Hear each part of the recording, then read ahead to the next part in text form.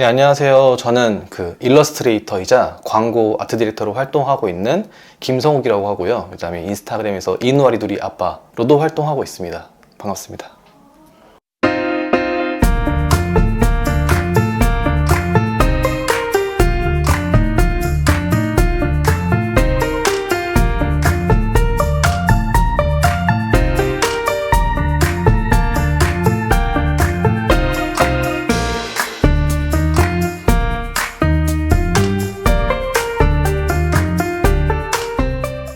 처음에는 사실 완전히 자의로 시작했다기보다 아내의 권유가 조금 있었어요. 이제 저희 강아지들을 같이 키우고 있다 보니까 제가 또 미대를 나왔다 보니까 아내가 애들 좀 그려서 좀 올리고 해봐봐 라고 했었어요. 근데 처음에는 그래? 좀 그래도 이게 그리는 것 자체가 매번 이렇게 꾸준히 올리는 게 부담스러워서 잘 이렇게 좀 미루고 하다가 어느 순간 이제 더 이상 미루면 안 되겠다. 한번 진짜 발로라도 그래서 한번 올려보자 라고 해가지고 처음 시작을 이제 그렇게 올렸었죠. 그게 이제 벌써 어느덧 이제 7년이 넘은 것 같아요. 그렇게 한지. 그러니까 아내랑 이제 결혼을 하게 되면서 처음으로 이제 저희 둘 다 너무 강아지를 좋아해가지고 강아지를 가족으로 하나 우리 해서 같이 살아보자 라고 해서 이제 들어왔던 아이가 이누예요. 이누였는데 그 데리고 왔던 비슷한 시기에 그러니까 사실 어떤 저희가 한 강아지를 키우다 보면 인스타그램이나 이런 소셜미디어에서 비슷한 종의 다른 친구들도 막 보게 되잖아요. 귀여우니까 또 막 이런 거 우리랑 닮았어 막 이렇게 하면서 보게 되는데 그때 봤던 친구가 아리가 있어요. 근데 아리가 원래 다른 집에서 이제 막 이렇게 키우기 시작한 강아지였고 이누랑 나이 차이도 겨우 15일밖에 차이가 안 나는 그러니까 완전 동갑내기 강아지였죠. 근데 보면서 그때는 지금 생각해보면 조금 어이없긴 하지만 아리를 보면서 우리 이누랑 정말 닮았어 라고 감히 이 아리가 지금 훨씬 더 예쁜데도 불구하고 아리랑 우리 이누랑 닮았는데 이런 식으로 이제 보게 됐다가 그 집에서 원래 이제 키우던 강아지 원래 있었고 그리고 아리를 이제 새로 이제 입양을 해서 키우시던 분이었는데 원래 있던 강아지가 아리가 들어오면서 너무 스트레스를 많이 받고 파양을 해야겠다라는 소식을 올린 거예요. 그래서 그거를 보고서 이제 아내가 이거 바로 데리고 와야겠다 우리가. 그래서 그때 이제 아리를 저희가 데리고 왔고 그래서 아리는 사실 한번 파양의 경험이 있는 아이긴 하죠. 그래서 데리고 와서 이제 알콩달콩 둘이 처음 보자마자부터 너무 잘 지내다가 의도치는 않았지만 저희가 의도치는 않았지만 네, 둘이가 생겼죠. 이 둘 사이에. 그래서 이제 이렇게 저희 이누아리 둘이 새 식구가 완성이 됐습니다. 저랑 제 아내는 정말 다행히도 둘이 잘 맞는 것 같아요. 그러니까 둘이 사실 저희 둘 다 프리랜서라서 제가 24/7 거의 같이 있는 경우가 많거든요. 근데 그럼에도 불구하고 죽이 잘 맞고 이야기 합도 잘 맞고 그리고 결국에 하는 일도 지금 같은 일을 하고 있다 보니까 뭐 지루하지 않게 살고 있는 것 같아요. 사실 그 부분이 가장 크게 딩크로 살 수 있게 해주는 요인인 것 같기도 하고요. 그리고 결혼한 지 지금 이제 어느덧 이제 10년 차가 됐는데 사실 주변 친구들을 보니까 이제 정말 다 아이를 안 낳던 아이들도 이제 다 낳고 진짜 가장 최근에 정말 많이 나와서 한번 잠깐 그런 생각이 저 들긴 했었어요. 나만 아이가 없나? 나중에 늙었을 때 가족이 없나? 라고 생각을 했다가 이 생각을 거두게 된 건 이거 나 너무 내중점적으로 생각했다. 그러니까 이 어떤 새로운 어떤 존재에 대한 생각이 아니라 진짜 내 개인적인 아주 이기적인 생각으로 아이를 고민했다라는 거를 생각을 하고서 이거는 옳지 않다 라고 생각했고 그러고서 아이에 대해서 다시 생각해 봤을 때 지금 우리 관계에 너무 잘 행복하고 좋은데 그리고 사실 점점 사실 또 아이들을 키우기가 어려워지고 있잖아요. 여러모로 경제적으로도 그렇고 어떤 경쟁적인 사회도 그렇고 그러다 보니까 그런 사회에서 아이를 잘 키울 수 있을지에 대한 고민도 좀 들기도 했고 그래서 지금 정말 저희는 행복하고 아주 만족하게 잘 지내고 있어요. 완전 있죠. 진짜 은퇴해야겠다. 은퇴라는 말이 조금 사실 저한테 너무 거창하긴 하지만 은퇴해야겠다는 생각을 진짜 엄청 많이 했던 것 같아요. 일단 제가 인스타그램에서 만화 그리고 있는 소재 자체가 우리 강아지들 이 에피소드로 그리는 거다 보니까 이게 제 마음대로 안 되거든요, 일단. 그러니까 사람이 하는 거면 뭐 연기를 하든지 연출을 해서 뭔가 찍든지 할 텐데, 강아지들은 정말 있는 그대로의 삶을 그대로 딱 해야 되다 보니까 뭔가 재밌는 상황이 나오지 않으면 사실 뭐 올릴 소재가 없는 거죠, 자연스럽게. 그러다 보니까 이제 습관적으로 이제 아내랑 둘 다 거의 항상 핸드폰을 들고 있다가 뭐라도 조금 나오면 이렇게 찍고 하는데, 소재가 없을 때도 있었어요. 그래서 이거 오늘은 뭐 그리지? 막 이럴 때도 있었지만, 어쨌거나 저쨌거나 지금은 7, 8년을 그리고 있는 걸 보면 뭐 이렇게 계속 그리겠다는 생각도 들긴 하더라고요. 뭐 요즘 최근에 이제 또 릴스가 또 이제 인스타그램에서 이제 유행하니까 릴스도 많이 찍고 하는데, 그것도 뭔가 조금 새로운 방식으로 접근을 하니까 안 해봤던 걸 또 하다 보니 또 이런 거를 하기 위해서 다른 어떤 연출이나 이런 게 또 좀 가능해지더라고요. 그래서 소재 고갈 초반에는 걱정을 좀 많이 했었다가 최근에는 이렇게 쭉 할 수 있겠다라는 결론을 내렸습니다. 누가 찾아주지 않으면 안 되는 직업인 것 같아요. 그러니까 누가 찾아줘서 작가님 저희한테 이런 일러스트를 조금 수급해 주세요. 저희랑 어떤 브랜드랑 같이 이번에 콜라보를 해봐요. 광고도 마찬가지로 이번에 어떤 광고를 진행할 건데 아트 디렉터로 좀 일을 좀 해주세요 라고 하는, 언제나 이제 을의 입장으로 살다 보니까 그런 흔히 말하는 갑 분들이 찾아주지 않으면은 일이 존속이 되기 힘들다는 게 제일 큰 단점이긴 한 것 같아요.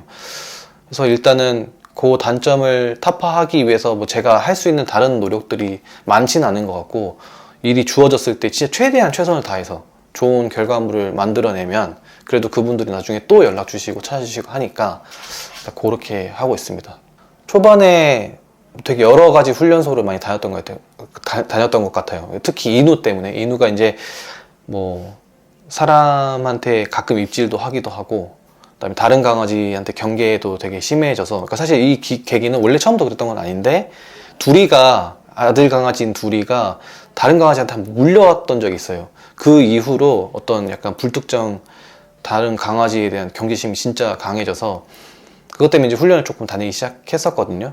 근데 몇 군데 초반에 다녔을 때에는 인우의 어떤 이런 잘못된 행동이 나왔을 때 뭔가 좀 체벌식이라고 해야 될까요? 좀 이렇게 좀 네거티브한 방식으로 내가 이거를 했을 때, 그러니까 또는 짖었거나 뭔가 입질을 하려고 했을 때 체벌, 이거는 안 좋은 거구나 라는 식의 어떤 교육들이 사실 좀 많았거든요. 근데 그게 그렇게 좋아 보이진 않았어요. 그러니까 뭔가 인우가 더 위축되어 간다고 해야 되나? 그러니까 이게 진짜 교육이 된다기보다 매를 맞으면서 그냥 잠시 참고 있는 느낌? 내가 이런 것들이 기질이 올라오려고 할 때, 그래서 사실 언젠간 폭발할 것 같다라는 생각을 했었거든요.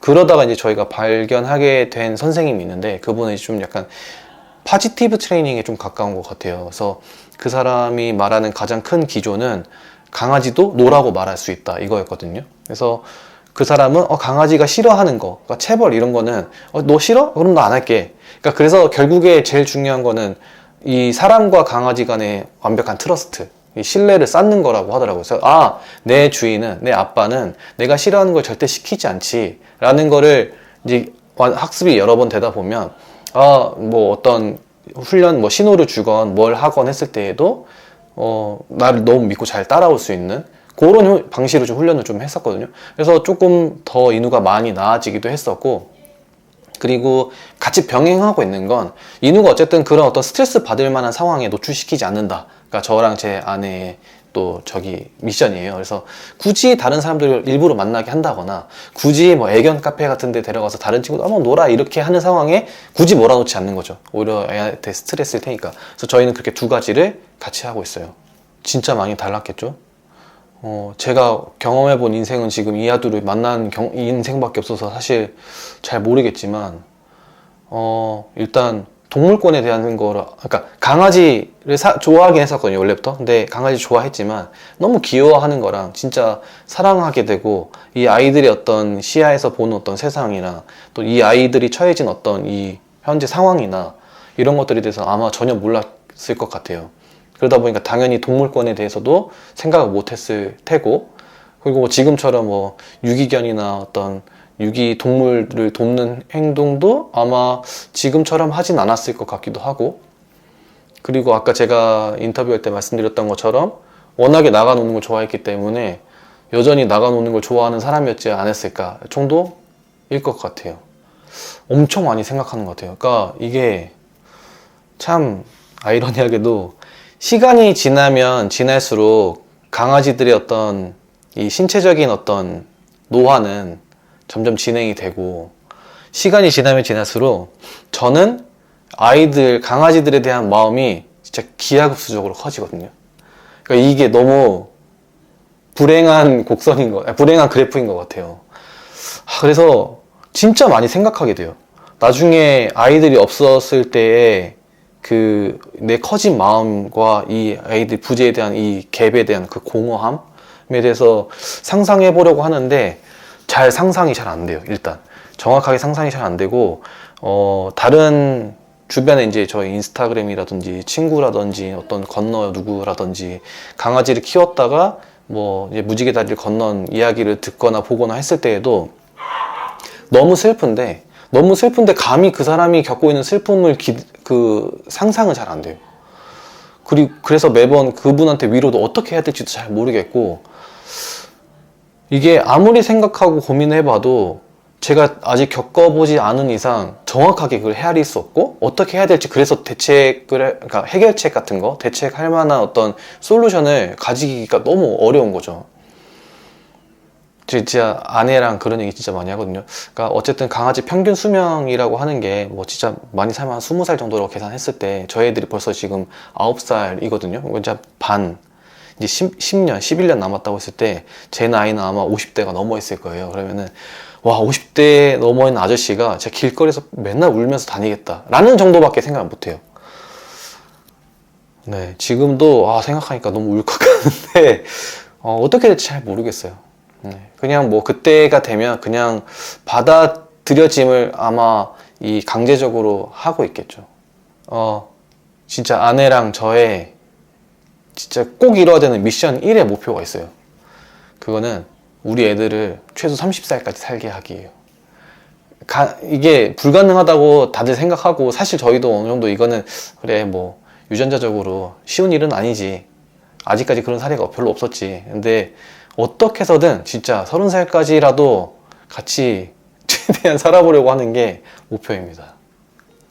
건강한 자아를 갖자가 제일 큰 숙제거든요. 그래서 남한테 흔들리지 않고 제가 조금 더 주체적으로 살 수 있는 삶을 살자가 저에게 가장 큰 숙제인 것 같아요.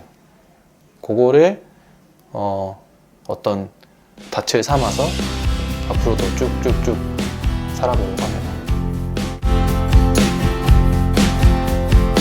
네, 크리에이터즈 맨션 구독과 좋아요 그리고 알람 설정까지 잘 부탁드리겠습니다.